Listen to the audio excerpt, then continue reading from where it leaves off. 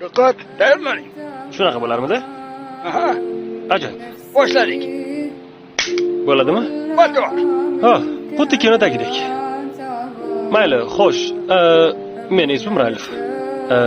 Men quyonman. Ko'rib turganingizdek. Bilasizmi, o'ng ko'zim umuman ko'rmaydi va mana bu quloq esa eshitmaydi. Mana bu ovozdan boshqa.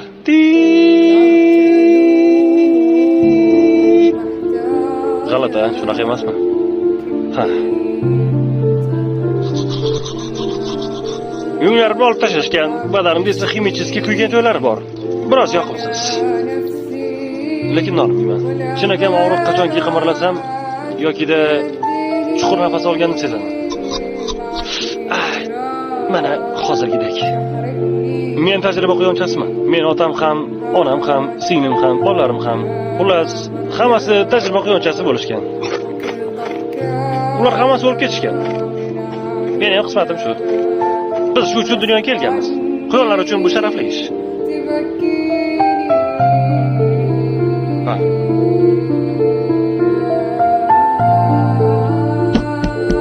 Haya. İşim boshlandi.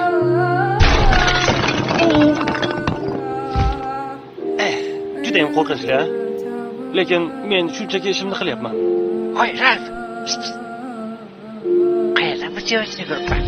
Ha, ularmi? Ketimdan yurishibdi va qanaqadir hujjatli film olishmoqchi. Bularni iltimos qil, bizni qutqarishsin. Qutqarishsin, bu yerni olib ketsin. Qutqarishsin,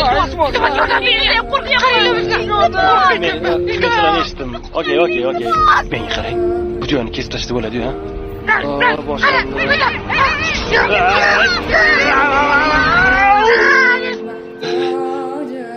Nima demoqchi edim? Sizlarga murojaatim hayvonlarga Yo'q, qarasangiz. Noto'g'ri turib. Ha, uzr. Men to'g'ri turdimmi? Ha, bo'ladi. Xullas, nima demoqchi edim? Sizlarga murojaatim hayvonlarga tajriba qilib ishlab chiqaradigan kosmetika, ko'zdagi suriladigan shampunlar, quyoshga qarshi kremlar, umuman barchasi vannangizda turgan hamma kremlar, kosmetikalar. Sizlar bo'lmaganingizda men ochig'i ishsiz qolgan bo'lardim. Qayerdadir o'rmonda. Oddiy quyondek.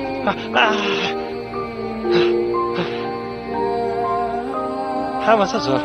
Sizning chiroyingiz uchun hayvonlar ozor chekishi yoki qurbon bo'lishini bilarmidingiz?